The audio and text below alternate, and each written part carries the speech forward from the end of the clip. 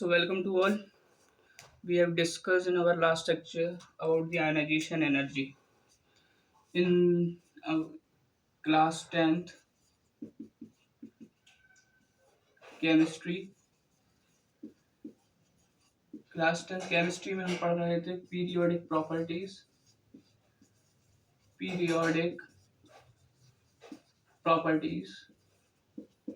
and in periodic properties we discussed about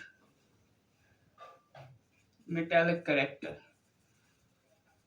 metallic character, and in metallic character we have studied about three properties: nuclear charge, atomic size, and ionization potential, ionization energy. इन तीन चीजों के बारे में पढ़ना था, तो इन दो को अपन पहले ही डिस्कस कर चुके थे। अपन को थर्ड चीज डिस्कस करनी थी, आयनाइजेशन एनर्जी। अब हमने आयनाइजेशन एनर्जी के बारे में डिटेल में पढ़ लिया था। अब हमको आयनाइजेशन एनर्जी की down the group property check करनी थी। इसमें एक चीज थी, आयनाइजेशन एनर्जी लास्ट वीडियो में बताया था आयनाइजेशन का मतलब क्या होता है, एक बार और देख लीजिए। आयनाइजेशन का मतलब होता है ब्रेक द आयंस, नहीं, break into the ions, break into the ions. Definition सही लिखवाई थी, लेकिन बोलते बोलते हो सकता है फ्लो में ब्रेक द आयंस बोल दिया हो, लेकिन करेक्ट कर लेना इसको। इसको बोलते हैं ब्रेक इनटू द आयंस। जेशन का मतलब, आयनाइजेशन का मतलब उसमें करना, उसमें कन्वर्ट करना। तो ये आयनाइजेशन में क्या हो जाएगा, तो ये आयनाइजेशन में हो जाएगा आपका ब्रेक इनटू द आयंस। जैसे सोडियम है, एक एलिमेंट है, क्लियर कर देता हूं अब एग्जांपल। सोडियम एक एलिमेंट है, इसने क्या किया 281, इसके पास एक इलेक्ट्रॉन एक्स्ट्रा था, तो इसने क्या किया, लूज किया। इसने क्या किया, आयनाइजेशन में क्या करते हैं, लॉस ऑफ इलेक्ट्रॉन। इलेक्ट्रॉन का लॉस होता है इसमें, आयंस का लॉस नहीं होता, इसमें इलेक्ट्रॉन्स का लॉस होता है। इसने एक इलेक्ट्रॉन लूज किया, जैसे इसने एक इलेक्ट्रॉन लूज किया यहाँ पे ये क्या करेगा, एक इलेक्ट्रॉन लॉस कर देगा। जैसे ही ये एक इलेक्ट्रॉन यहाँ पे लॉस करेगा, इसने जैसे ही एक इलेक्ट्रॉन यहाँ से लॉस किया, तो एक इलेक्ट्रॉन लॉस करते ही क्या बन गया, Na+। Na+ क्या है, एक आयन है, इसको हम कैटायन भी बोलते हैं, या फिर सोडियम आयन बोलेंगे इसको, सोडियम। या तो आप इसको कैटायन बोलोगे या फिर आप इसको सोडियम आयन बोलोगे। अब इसका इलेक्ट्रॉनिक कॉन्फ़िगरेशन कितना हो गया, 2 8। देखो ये दोनों सेल बैलेंस है। तो आयनाइजेशन का मतलब क्या होता है, ऐसी एनर्जी जो आयंस में कन्वर्ट करने में लगे, ऐसी एनर्जी जो एक न्यूट्रल एटम को, न्यूट्रल एटम, ये क्या है हमारा, एक न्यूट्रल एटम, न्यूट्रल एटम को पॉजिटिवली चार्ज आयन में कन्वर्ट करने में लगे। पॉजिटिवली चार्ज आयन, ये क्या है हमारा, पॉजिटिवली चार्ज आयन में कन्वर्ट करने में लगे, उसको हम बोलते हैं आयोनाइजेशन एनर्जी। और आयोनाइजेशन का मतलब क्या है, break into the ions, ions में ब्रेक करना, आयंस को ब्रेक करना नहीं, आयंस में ब्रेक करना। या फिर दूसरी समझ सकते हैं, जैसे ये शेल है एक, ये न्यूक्लियस है, इसमें 2 इलेक्ट्रॉन है पहली शेल में, दूसरी शेल में इसमें कितने हैं, 8, ठीक है। ये थर्ड शेल है, थर्ड शेल में एक इलेक्ट्रॉन है, तो इसमें लूजिंग टेंडेंसी अच्छी होगी, ये इजीली लूज कर सकता है। तो इलेक्ट्रॉन क्या होगा, लूज करेगा। आयनाइजेशन एनर्जी में the loss of electron, loss of electron, loss of electron from outer most shell, outer most shell, electron का लॉस होगा हमारे आउटर मोस्ट सेल से। तो एक चीज याद रखना, मेटेलिक कलेक्टर में आयनाइजेशन एनर्जी का मतलब क्या है, आयंस में ब्रेक होना, ब्रेक इनटू द आयंस। इसको बार बार क्यों बता रहे, इसलिए बता रहे, इसको करेक्ट कर लेना, क्योंकि आयंस में ब्रेक होता है, आयंस को ब्रेक नहीं किया जाता, break into the ions. Example दे दिया, सोडियम एक न्यूट्रल एटम था, आयन में चेंज हो गया, आयन में चेंज हो गया तो ये क्या बन गया, पॉजिटिवली चार्ज आयन बन गया, तो इसको हम कैटायन भी बोलते हैं और सोडियम आयन भी।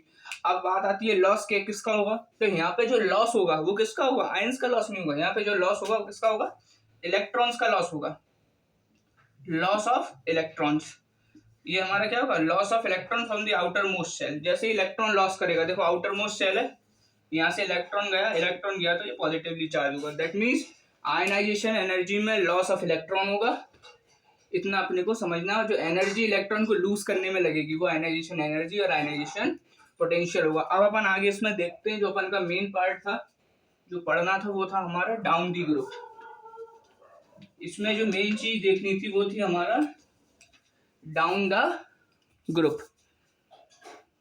इसमें हमको मेन जो देखना था वो क्या था हमारा डाउन द ग्रुप था। अब इसको सही करते हैं। आयनाइजेशन एनर्जी का अपन वो देख लेंगे फैक्टर कैसे होता है। तो हमको न्यूक्लियर चार्ज और उसके बारे में हमने पढ़ रखा है, एटॉमिक साइज के बारे में कि इसका ट्रेंड कैसे मूव करता है। इसलिए इनका ट्रेंड बताने की जरूरत नहीं है, इनके साथ सीधा समराइज करेंगे अपन। ठीक है, आई होप आपको लास्ट लेक्चर में अक्रॉस द पीरियड अच्छे से समझ में आया होगा। इसको और अच्छे समझाने पड़ते हैं। आयोनाइजेशन एनर्जी, ठीक है। आयनाइजेशन एनर्जी में क्या पढ़ रहे थे, डाउन दी ग्रुप। इसमें भी दो चीजें बात करेंगे। आयनाइजेशन एनर्जी को चेक करने के लिए भी दो चीजें देखना। देखो, एक तो इसमें आएगा न्यूक्लियर पुल का फैक्टर, न्यूक्लियर चार्ज, और दूसरा आएगा आपका न्यूक्लियर चार्ज के साथ चलेगा आपका number of shells. Number of shells. तो बोले अब सर इनके ऊपर कैसे बेस होगा, आपने तो अक्रॉस द पीरियड में अलग बताया था। तो भैया अक्रॉस द पीरियड में अपन ने अलग स्टाइल में देखा था। अब न्यूक्लियर चार्ज और नंबर ऑफ शेल्स के ऊपर बात होगी। क्यों होगी? क्योंकि अपन को पता है कि जब अपन ग्रुप में जाते हैं, जब अपन ग्रुप में नीचे जाते हैं तो जो नंबर ऑफ शेल्स है वो बढ़ते हैं। नंबर ऑफ शेल्स क्या होते हैं हमारे, बढ़ते हैं।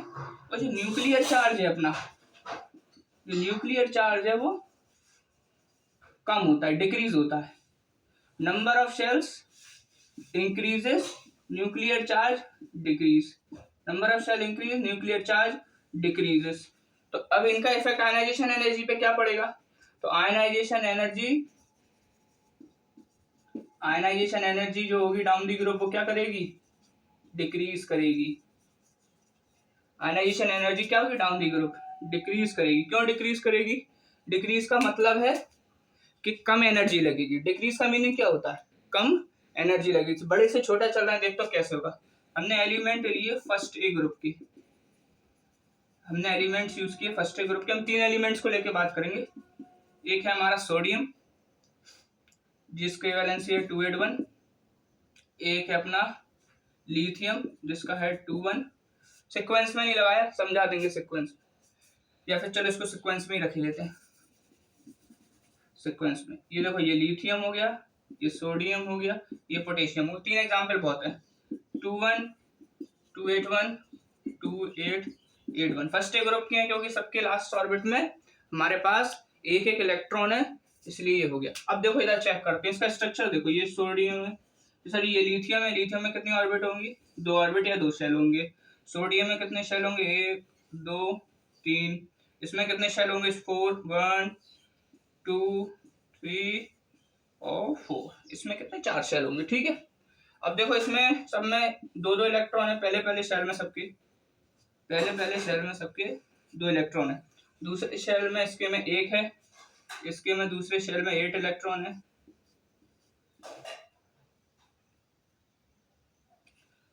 देखो इसमें भी 8 है, 1 2 3 4 5 6 7 और 8। थर्ड शेल में देखो इसके में 1 ही इलेक्ट्रॉन है। इसके में थर्ड शेल भी पूरा फिल है, 1 2 3 4 5 6 7 और 8। इसके फोर्थ शेल में 1 ही इलेक्ट्रॉन है। अब देखो यहाँ पे देखो, जिसके शेल कम है उसका एटॉमिक साइज कम है। जिसके शेल कम है उसका एटॉमिक साइज कम है। जिसका एटॉमिक साइज कम है, इसका एटॉमिक साइज कम है तो क्या है, एटॉमिक साइज कम है तो इसमें जो न्यूक्लियर पुल होगी वो क्या होगी, ज्यादा होगी। इसमें जो न्यूक्लियर पुल होगी वो कैसी होगी, बहुत ज्यादा होगी। न्यूक्लियर पुल कैसी होगी, बहुत ज्यादा होगी, हाई। न्यूक्लियर पुल कैसी होगी, बहुत ज्यादा होगी। यानी न्यूक्लियर चार्ज, क्योंकि ये क्या, इसमें सिर्फ 2 शेल हैं, न्यूक्लियस के बहुत पास में है। न्यूक्लियस के बहुत पास में है तो अट्रैक्शन फोर्स न्यूक्लियस की कैसी होगी, बहुत ज्यादा होगी। ज्यादा होने के कारण क्या होगा, इसमें जो ताकत लगेगी इलेक्ट्रॉन्स को निकालने में वो क्या हो जाएगी, ज्यादा लगेगी। इलेक्ट्रॉन को, अगर इसको इलेक्ट्रॉन बाहर करना है तो इसको ताकत क्या होगी, बहुत ज्यादा यूज करनी पड़ेगी, मतलब एनर्जी इसको बहुत ज्यादा लगानी पड़ेगी, तब इसका इलेक्ट्रॉन लॉस होगा, तब इसका इलेक्ट्रॉन क्या होगा, लॉस होगा। तो इसमें जो एनर्जी लगेगी वो कैसी होगी, आयनाइजेशन एनर्जी। आयनाइजेशन एनर्जी कैसी लगेगी इसमें, हाईएस्ट।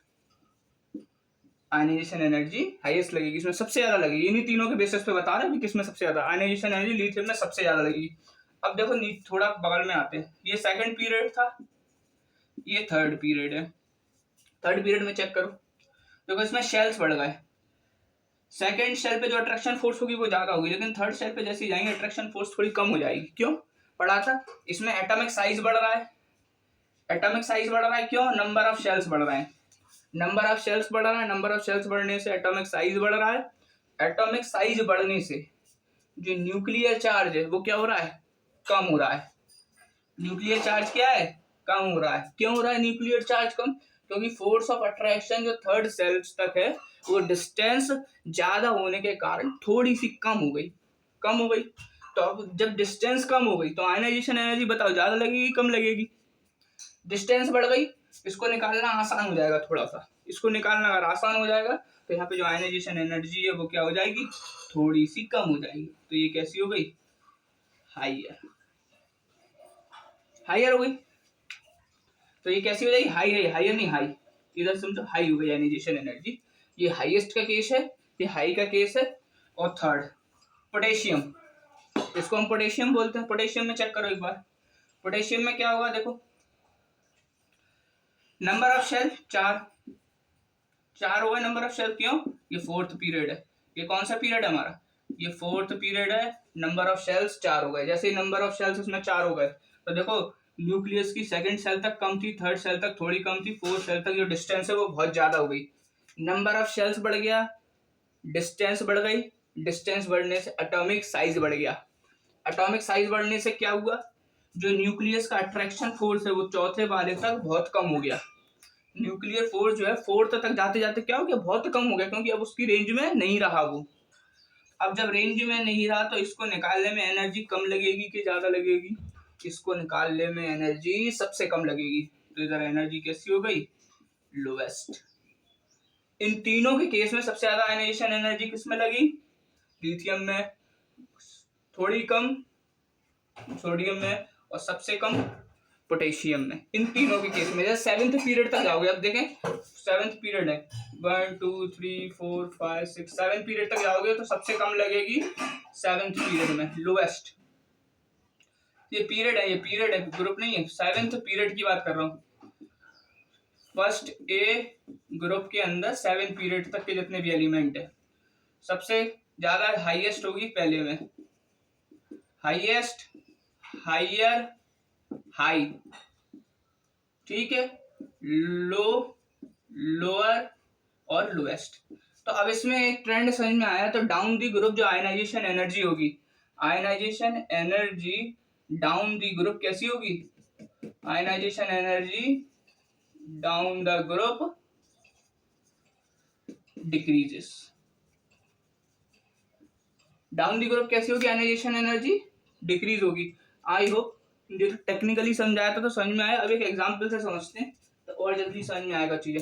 हो सकता है वीडियो थोड़ी बड़ी हो जाए, लेकिन यदि पूरी देखोगे तो आपको ये कंसेप्ट क्लियर हो जाएगा और याद करने की फिर से जरूरत नहीं पड़ेगी।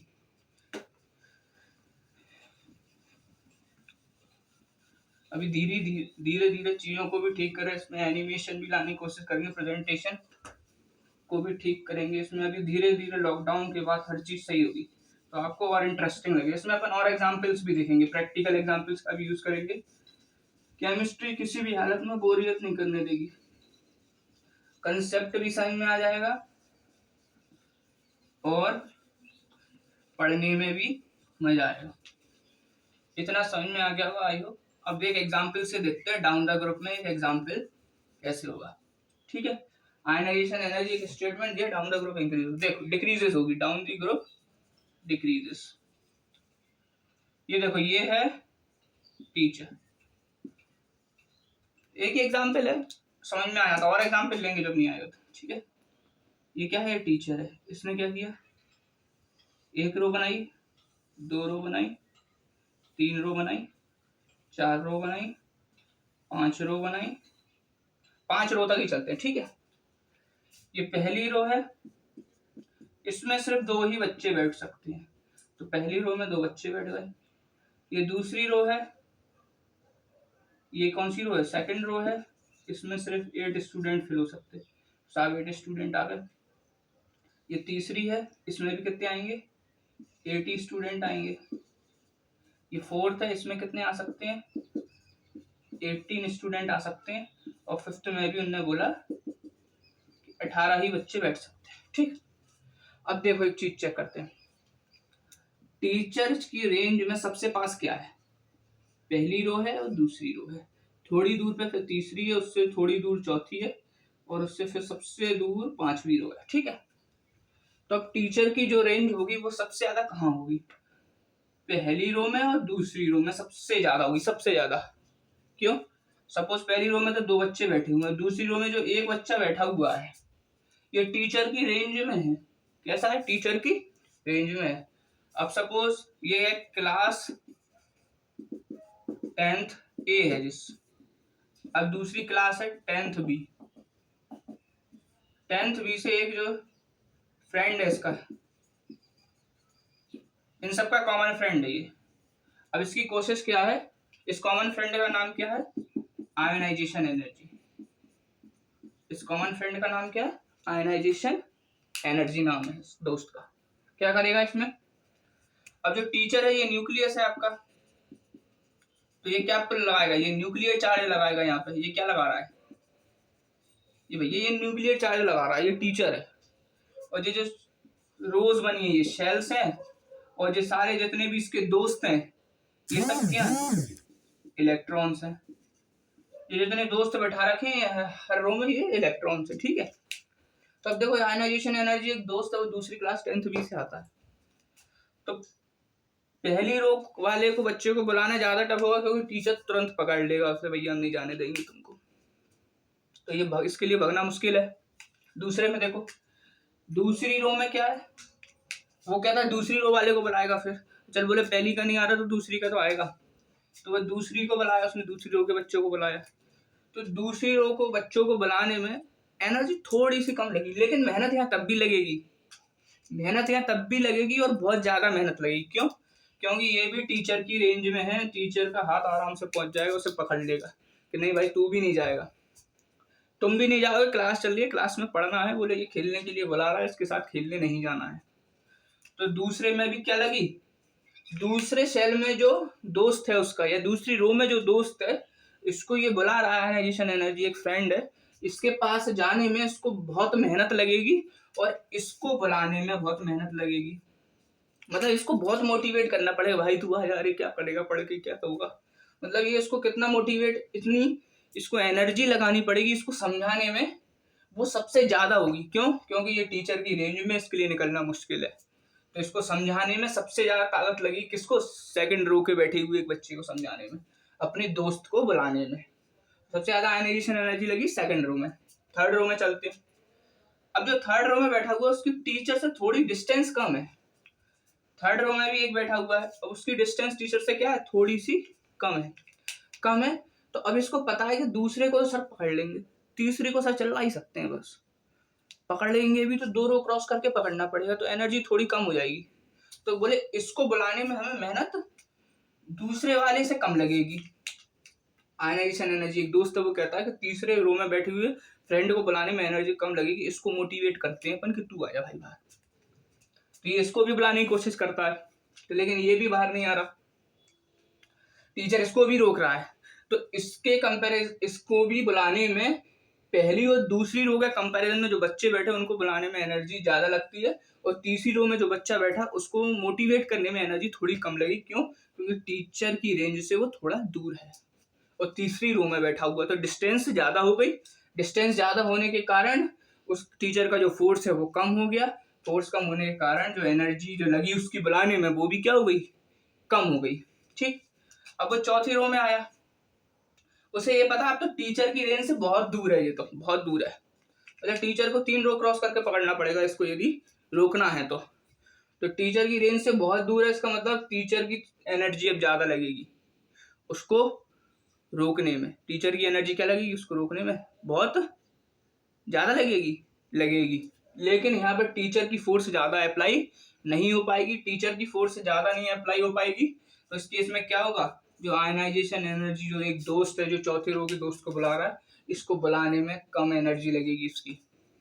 इसको बुलाने में क्या होगी, एनर्जी अब कम लगेगी, क्योंकि यहाँ पे क्या हो रहा है, यहाँ पे चौथे रो तक आते आते एनर्जी, न्यूक्लियर जो फोर्स है वो गिर गई बहुत ज्यादा। जब न्यूक्लियर फोर्स ज्यादा गिर गई मतलब टीचर की रेंज से बाहर है, तब इसको बुलाना आसान है। ये कह रहा 10th बी का जो दोस्त है कि बोले भाई 10th ए के दोस्त को बुलाना बहुत आसान है, क्योंकि अब इसको मोटिवेट भी करने की जरूरत नहीं, इसको तो सिर्फ एक बार बोलना कि भाई तू निकल के आ जा, ये एक ही रो तो पीछे बैठा हुआ है, तो बिना टीचर की सुने वो तो बाहर निकल जाएगा। तो इसमें जो एनर्जी लगी वो तीसरे से भी बहुत कम लगी। अब जो 5 है, जो बिल्कुल बाहर का शेल है, ये मतलब ये 5वीं रो जो है सबसे बाहर की रो है, ये टीचर की रेंज से कोसों दूर है। मतलब इससे मतलब नहीं है, जो बैक बेंचर है इसको पढ़ने से मतलब नहीं है, बोला अरे कोई खुला खेलने बुलाने आ जाए तो हम तुरंत निकल जाएंगे। तो इसका दूसरा दोस्त आ गया दूसरी क्लास से भाई बुलाने, वो खास दोस्त, बोले चल घूमने चलते हैं। हाँ बोले ठीक है, टीचर यहाँ से चल रहा रहेगा, उसको कोई फर्क नहीं पड़ेगा, क्यों, फोर्स ऑफ अट्रैक्शन 0, उसको निकलना और आसान है। वो कहेगा तुम पांचों बने रहो, मैं तो जा रहा हूँ। और सबसे जल्दी जो क्रॉस करेगा लाइन को, या सबसे जल्दी जो बाहर आएगा, वो कौन सा आएगा, 5वीं रो का।